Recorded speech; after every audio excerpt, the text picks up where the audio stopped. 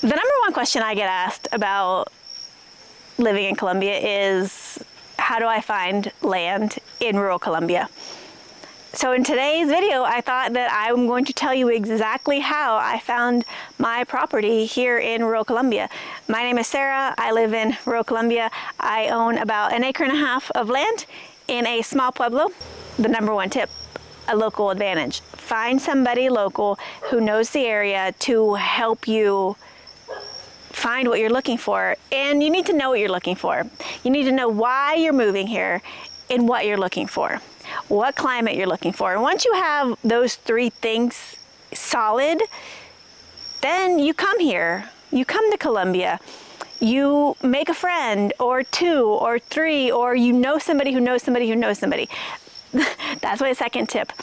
Colombia, here, it's not like the US. There's no MLS. And I know like in Medellin or in bigger cities, they might have like websites. And I think there's a local guy here who has like a real estate website and does real estate. But that's very few and far between. And honestly, I wouldn't use them because you're going to get charged higher. They're going to be paying, you're going to have to pay more. I would do what I did. Use your local friend. Meet a local, make a friend in the US who's Colombian, who has family here. Colombians are great connectors, so when you know one, that will open a ton of doors for you. So then you come here. You need to come to Colombia. You need to come and see the area that you want to live in, that you're thinking about buying a home in. These people who buy homes from abroad and they never saw the land, I would never actually ever do that. I would never move to a country without coming to the country first, because I actually thought that I would move to another country. I didn't think I would move here because, you know, the history, the reputation. I didn't think, you know, that it would be somewhere that I would want to live. I just thought it was pretty, you know, but it has history, and do I want to live there? And then as soon as I came here, I was like, oh, yes, I'm never leaving. And I thought maybe I would move to a different country, maybe not even in Latin America. And yeah, and when I went to visit, I was like, oh my God, good thing I didn't buy something that without seeing it, or at least visiting the country, because I went there and I didn't actually like end up liking the country or not liking enough to live there. Me and Rafa, we looked at a lot of properties. He gets like, every time and I still look, I'm not gonna lie, I still look at properties online. So how do you look at properties online? You go to Facebook Marketplace. I know, Facebook, we all hate it. We all love to hate it, but it's very useful, especially here. The best thing about Facebook Marketplaces here is you put the area so you know where you want to live, or you have an idea of which department you want to live in. So I live in Antioquia. If I want to move, I'm going to go into Facebook. I'm going to put the department Marketplace in the Marketplace, Department of Antioquia, and I'm going to get an idea of prices. I'm not going to message anybody. I'm just going to see what is available, and I'm going to know the prices that they're selling these houses, because that is how locals will look and find houses also. I'm going to find a place. So for example, I'm looking in Caldas. I love the area of Caldas, so I'm always looking in Caldas, because you never know, something really affordable might pop up and be like, hey, I can tell somebody about this, or hey, Rafa, don't you want to move second home? And I look at the prices. Then I'm in like 100 groups of buying and selling houses in Colombia. And it's good also for me because I have a house. If I'm going to ever resell my house, I know the value of what other people are selling their houses for. So that is kind of your MLS, is Facebook Marketplace.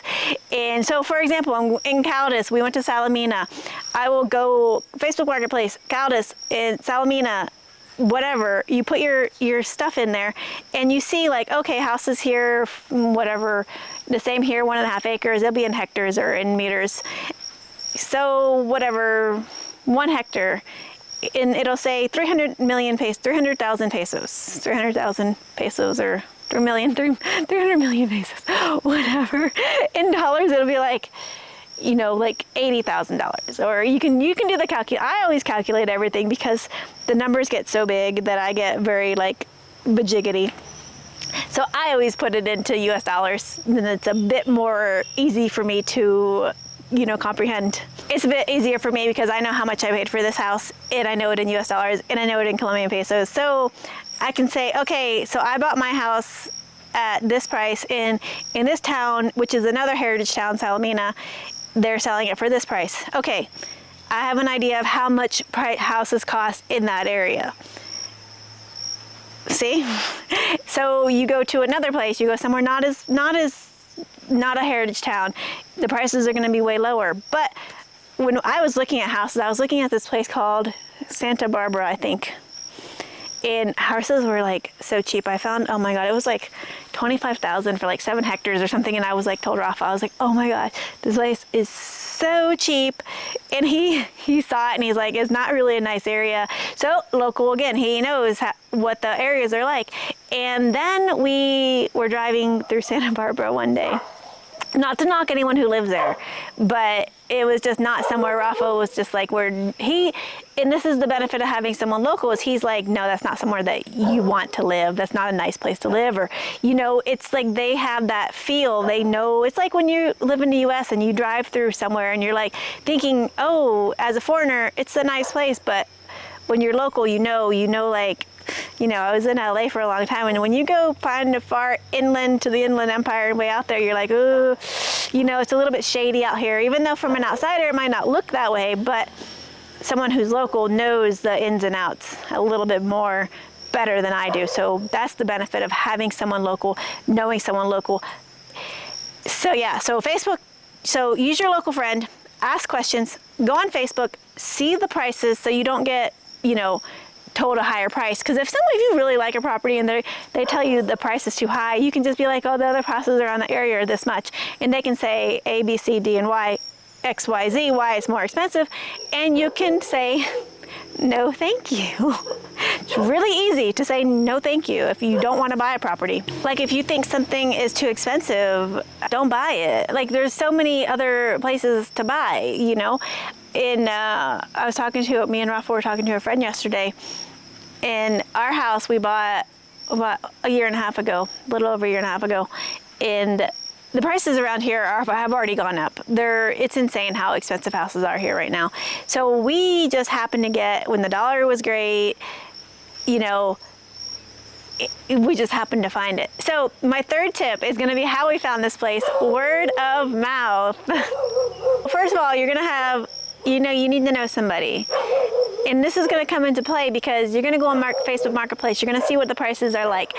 The third thing is you are going to get your butt in that country and you're going to start pounding the pavement. You're going to start asking people, do you know of a house, a farm for sale? And you're going to go to the area that you want to live in, the area that you're thinking about living in. If you end up not liking it, go somewhere else and do the exact same thing. Price compare on Facebook. So I have gone to, I can't even tell you how many departments and how many cities and how many pueblos, towns, and I walk around, I see signs that say for sale, se vende, and I get the number. I always have Rafa call for me. And I have him call. I say, can you call and see how much this piece of land is? Or one day I was in Antioquia somewhere, and I was walking around looking for land. And I know you're thinking walking around. If you can drive a motorcycle, drive a motorcycle. I don't drive a motorcycle, I walk. And I found a guy, and I said, oh, you have houses for sale. Can you tell me where they're at? Who do you know? And he's like, I can help you. So I said, okay, perfect. So I got on the back of his motorcycle and he showed me like 3 places for sale. None of them ended up working out, obviously. But the fact is that I had his number. I met him. He took and showed me places, gave me the prices. They were all around the same price. So, and I said, okay, it ended up not working out, whatever. But the fact is you have to go and talk to people and listen. Colombians like to talk. Colombians like to tell you what they know. They like to say, in the US we're very closed off. If you know someone's selling a house, you might not tell them. Here I can go up to my neighbor. Actually, one of my neighbors was selling his house, and he said, if you know anybody, let them know. I don't know if he sold it or what happened, and then another guy, we've actually looked at another property here just for land, because I said, hey, I want land for cows. And as soon as they hear that you're looking for something, they want to be helpful. They want to say, oh, I know a guy who knows a guy who knows a guy who knows a guy who's selling their house. And this could be like 5 steps removed, and they might not actually end up knowing the seller, but they know someone who knows somebody who knows somebody who knows somebody, because the best way to find anything in Colombia is word of mouth. It is by stopping and talking to people, asking questions. And listen, I did this in my really bad Spanish, and I have found almost everything that I've ever needed here. I have figured out how to say it in Spanish, and then I go and talk to people. And they don't care if your Spanish is bad. As long as you can get your point across, it might take a little while. The great thing about Colombians is they're very patient with you, especially if you can speak a little bit of their language. They're going to be more apt to helping you. They're going to be like, you want to live here. You like this country. Okay, we're going to help you. You'll find some people who just don't know. They're going to be like, and if they don't know, they're just going to say no. They're not going to be like, try to say, oh yeah, we do. They're just going to say no. But if they do know, they're going to take your number, they're going to take your WhatsApp, they're going to give you contact details, they're going to do this. They're going to go above and beyond to help you, because that is how things get done here. So those are really my 3 tips. I know I did an old video and I said to go on Mercado Libre and look. You can do that also. That can give you some good ideas on pricing. Mercado Libre has houses.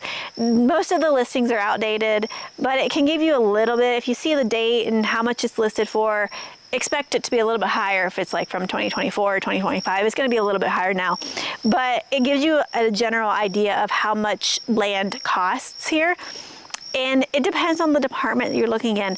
You can look in departments like, I know, for example, if you're looking in like the Cauca region, or if you're looking in Caldas, the price difference might be huge. Or if you're looking in Quindío, or if you're looking down in the coffee region, it's going to be more expensive down there because it's just more expensive. It's more touristy. Anywhere that's more touristy is going to be more expensive.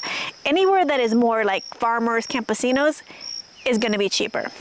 So, and a lot of people, I know a few people have commented that they've seen land and it just seems so expensive. You're probably looking in really touristy areas. I got really lucky because we knew the guy selling this house. So it just was like, you just know somebody who knows somebody who knows somebody. And that was it. I was just looking and I was open, and this place isn't perfect, and there's things that I don't like about it, but there's also a lot of things that I really like about it.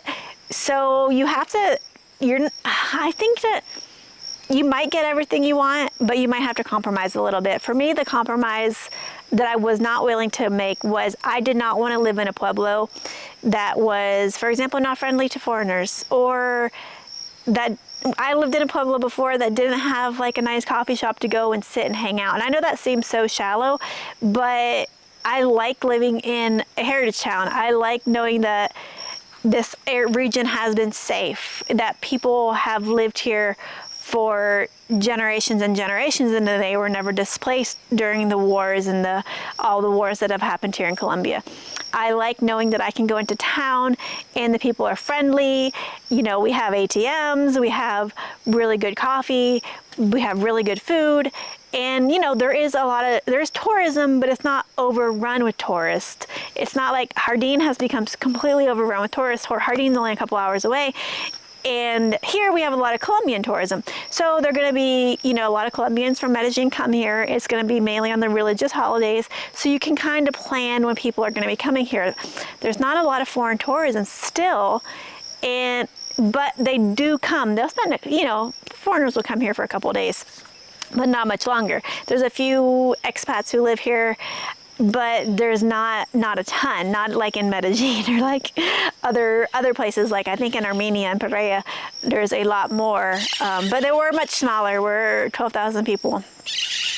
So I actually didn't think that I would end up living here because of the elevation. We're at 1,900 meters, and I thought it would be too cold for me. And yesterday it was really cold, but today it was so hot. So now I'm really happy that I ended up being like, okay, I can move somewhere that's not super hot. I would have lived somewhere where it was like 40 degrees all day because I thought that would be better.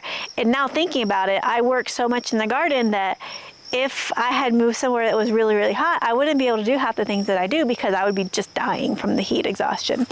So I'm really glad that, Rafa loved it here. and he was living here. He was living here and he loved it, and he's like, why don't you look for a place here? So that was basically how it worked, is again, using a local to help me find, even though like we're married, when we weren't, he was still helping me. He was still like, okay, you need to think about what you're looking for. You need to think about what you want to use the property for. You need to think about your safety. You need to think about your neighbors. You need to think about what the people are like, how they treat you when you go into town without me, you know, how, because every pueblo, they're going to speak all Spanish. There's hardly anybody here who speaks English. And, you know, and I'm still working on my Spanish, but I mean, I can get around, I can communicate. I really have no issues with that. So it's not unless you go into some long, deep conversation and I'm just like, I might get lost. But if it's like, but yeah. So it is a lot of footwork. It is not the easiest process. But when it boils down to it, I actually like this process better because then you really get to know the areas, you really get to know the country, you really get to know what you want and what you're looking for. So yeah, so in the end, it ended up working out great, and I think, so yeah, drop me a comment. I can do like a live stream. This is just kind of off the top of my head. If you have more questions and more details, drop me questions and comments below. I can do a live stream and tell you about the entire process, like everything that happened. So yeah, thanks for watching, and if you have a question, comment, drop it below, and maybe I'll do a live stream just on the whole process of buying and what to look for, because it can go, this is just literally finding land, because once you find it, there's a whole other process that you need to go through, but it's too much to put in one video. But if you want a live stream, I am happy to do that for you. I went through the whole process, and so yeah. Anyways, thanks for watching. I'll see you on the next video. Bye.